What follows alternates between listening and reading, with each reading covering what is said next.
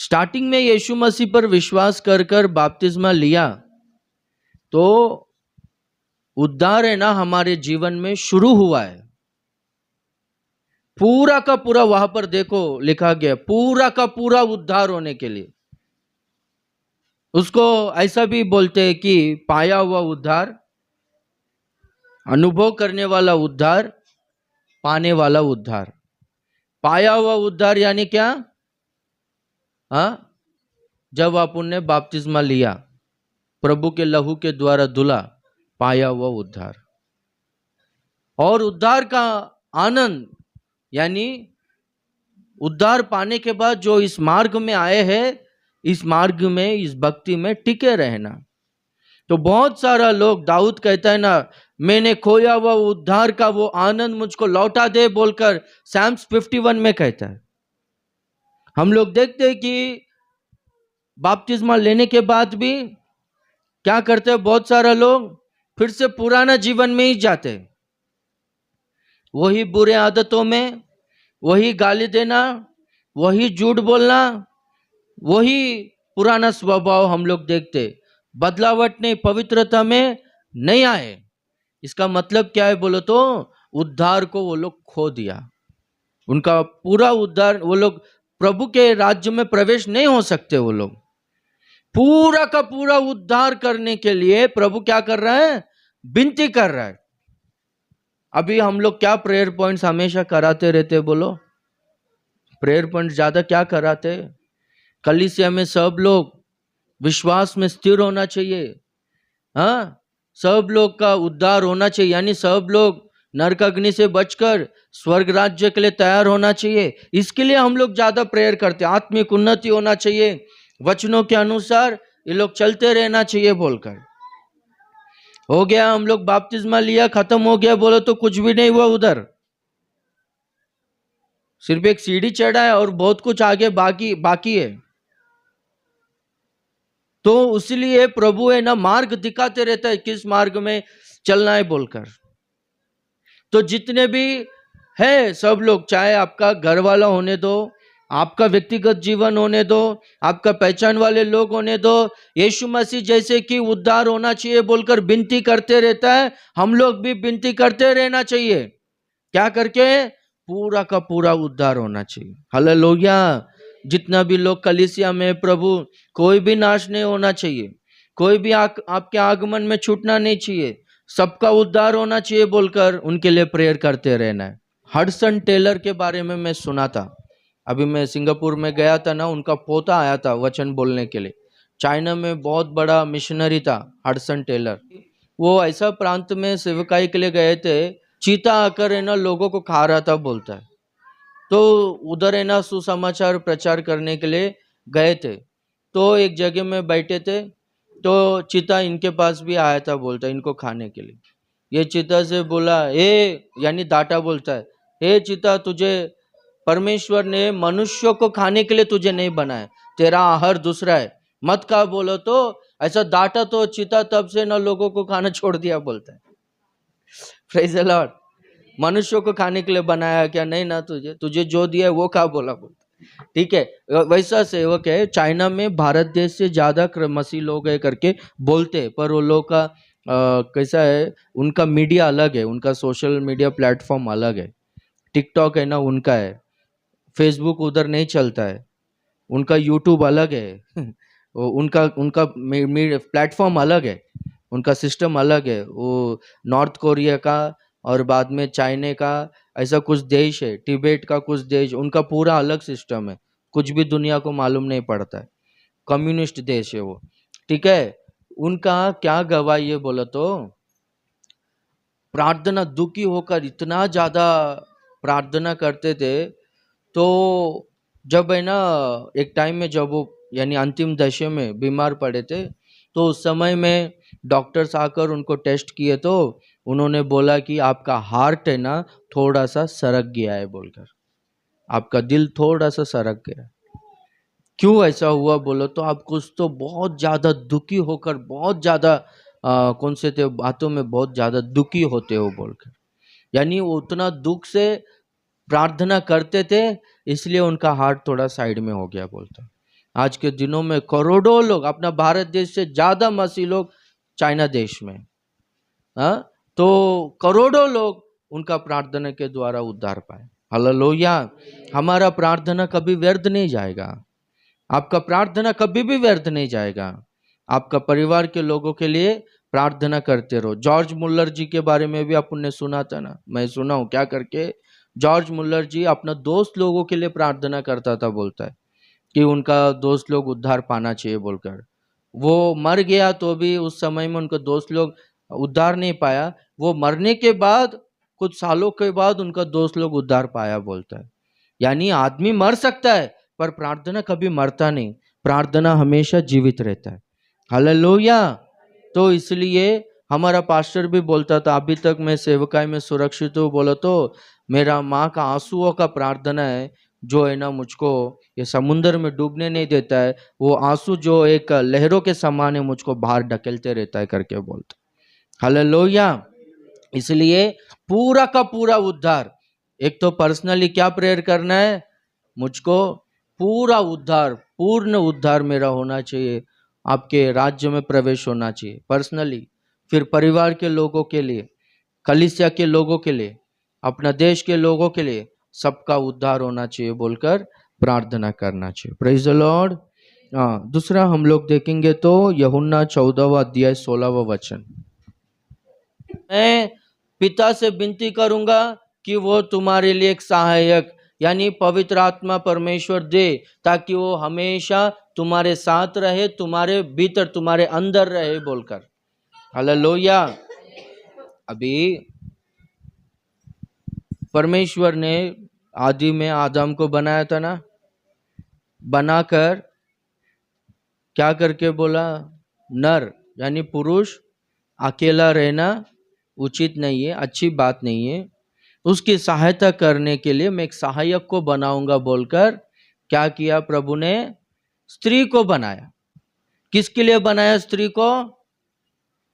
अरे बोलो बाबा, आया हमारे पास सोच रहे क्या आप लोग? Praise the Lord.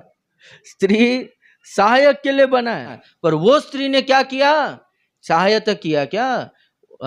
उल्टा क्या की बोलो तो पूरा जिंदगी बर्बाद करके रख दी। वो वृक्ष के फल को ये खाई और उतना ही नहीं, पति को भी खाने के लिए दी। सहायक होना चाहिए ना, क्या करके ये वाटिका में ये घूम रहा है, वो परमेश्वर का आज्ञा का उल्लंघन करने के लिए वो काम कर रहा है, वो दिमाग खराब करने का काम कर रहा है, उसका बात को सुन मत, ऐसा ऐसा है बोलकर पति को बोलना चाहिए ना। पति सोया है तो क्या करना चाहिए, थोड़ा साफ सफाई करके प्रेयर करते हुए वैसा रहना चाहिए ना। अकेली घूम रही, मेरे को किसी का जरूरत नहीं, कोई मुझको बोलने का जरूरत नहीं बोलकर अकेली घूम रही है और जिंदगी खराब हो गया। तो इसीलिए यीशु मसीह ने क्या किया मालूम है, पहला जो सहायक मैंने स्त्री को बनाया तो उसके वजह से जिंदगी बर्बाद हो गया। अभी है ना वो सहायक साथ में रहती थी ना, अभी मैं पिता से विनती करूंगा कि सहायक को भेजे, यानी पवित्र आत्मा परमेश्वर। हमारा परमेश्वर त्रिएक परमेश्वर है, ट्रिनिटी गॉड, पिता पुत्र पवित्र आत्मा। पिता और पवित्र आत्मा ऊपर थे, यीशु मसीह नीचे था। ठीक है, मैं जाऊंगा और पवित्र आत्मा को भेजूंगा। हालेलुया। मैं खुद सहायता करने के लिए आऊंगा। तो हम लोग देखते हैं कि स्त्री साथ में थी, पर नए नियम में पवित्र आत्मा परमेश्वर साथ में नहीं, हमारे अंदर रहेगा हमारी सहायता करने के लिए। हालेलुया।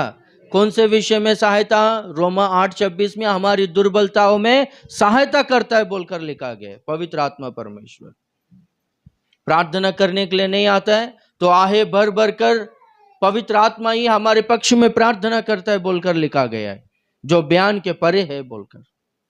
दुर्बलताओं में सहायता यानी हमको चलने के लिए नहीं होता है, थक गए हैं आत्मिक जीवन में, विश्वास में नहीं हो रहा है, वैसे परिस्थिति में पवित्र आत्मा वो कमजोरियों में क्या करेगा, सहायता करेगा। एक लंगड़ा व्यक्ति चल नहीं पाता है तो बाजू में एक व्यक्ति रहता है उसको चलाने के लिए, उसी तरह से पवित्र आत्मा परमेश्वर सहायता करता है आगे चलने के लिए। यीशु मसीह कहता है कि सहायक को भेजूंगा, यानी इसका मतलब क्या है? उनके बिना भक्ति में टिके नहीं रह सकते, विश्वास में, पवित्रता में टिके नहीं रह सकते, इसलिए सहायक को भेजूंगा। और प्रेरितों का काम पहला अध्याय 14 वचन 8वां वचन में प्रभु कहता है कि जब तक मैं सहायक को नहीं भेजूंगा, जब तक पवित्र आत्मा तुम पर उतर नहीं आएगा, तब तक तुम यरूशलेम में ही रहो, यरूशलेम को छोड़कर मत जाओ करके बोला। सेवकाई के लिए तुम लोग जाओ मत करके बोला। यानी पवित्र आत्मा के बिना, पवित्र आत्मा का अभिषेक के बिना कोई भी सेवकाई नहीं कर सकते। पवित्र आत्मा का अभिषेक के बिना कोई भी सेवकाई करते तो वो प्रभु का इच्छा का अनुसार वो सेवकाई नहीं होगा। और पवित्र आत्मा परमेश्वर ही कलीसिया को स्वर्ग राज्य के लिए, मसीह के आगमन के लिए तैयार करता है। पवित्र आत्मा को छोड़कर सेवकाई करता है बोलो तो वो व्यक्ति कैसा प्रभु के राज्य के लिए तैयार करेगा? प्रभु का मार्ग कैसा बताएगा? मैं हमेशा बोलता था ना कि हम लोग को पहला पवित्र आत्मा पाया क्या करके पूछते थे। नहीं पाया बोलो तो तू कुछ भी काम मत कर, बाथरूम भी मत दो, पहला तू उपवास रहकर प्रार्थना कर, पवित्र आत्मा को पा, बाद में जाके तू बाथरूम दो, कपड़ा दो, ये कर, ऐसा बोलते थे। अभी के दिनों में पवित्र आत्मा छोड़ो, बाथरूम नहीं धोते, इधर साफ सफाई नहीं करते, सेवा को आया बोलते। क्यों आया, क्या है पता नहीं। ठीक है, सेवा बोलो तो क्या तो सोचा है, पोजीशन सोचा रहेगा, आदर बड़ाई। एक लड़का बाइबल ट्रेनिंग में जाकर बीच में से ही वापस आ गया। क्या हो गया रे, वापस आए बोलो तो रे करके बुलाता है मेरे को करके। पास्टर लोग रे, अभी रे बोलो तो क्यों बुलाएगा, अपना ही समझ के रे बुलाएगा ना, रे बुला। यानी इसका मतलब क्या? पास्टर बोलो तो इसको कुर्सी में बिठाने का, इसको माला डालते रहने का हमेशा, ऐसा समझाया लगता है सेवा। पवित्र आत्मा नहीं रहेगा तो ऐसे ही समस्या रहेगा। विश्वासी विश्वास में आगे नहीं बढ़ सकता है, सेवक एक सेवकाई नहीं कर सकता पवित्र आत्मा के बिना। इसलिए पहला पवित्र आत्मा को पाओ बोलता है प्रभु। हालेलुया। पवित्र आत्मा को पाएगा, जीवन अद्भुत रीति से बदल जाता है, सोच बदल जाता है, चाल चलन बदल जाता है, हमको जय जीवन मिलता है। शरीर के कामों को जीतने के लिए पवित्र आत्मा परमेश्वर सहायता करता है। हालेलुया। वो पढ़ो यूहन्ना 14वां अध्याय में, फिर से वही वचन पढ़ो 16वां वचन में। संसार, ध्यान से सुनो, संसार ग्रहण नहीं कर सकता है। बहुत सारा लोग है ना, हम लोग मांगते हैं, प्रार्थना करते हैं तो भी पवित्र आत्मा नहीं आता है बोलता। क्यों आएगा? लिखा गया है ना, संसार ग्रहण नहीं कर सकता है। जिसके अंदर संसार रहेगा उसके अंदर पवित्र आत्मा नहीं रहेगा। संसार में क्या है? यूहन्ना में 2 अध्याय 15 वचन, पहला यूहन्ना, संसार में पूरा नेत्र का अभिलाषा, क्या है? संसार में पूरा शरीर का अभिलाषा, नेत्र का अभिलाषा और जीवन का घमंड है।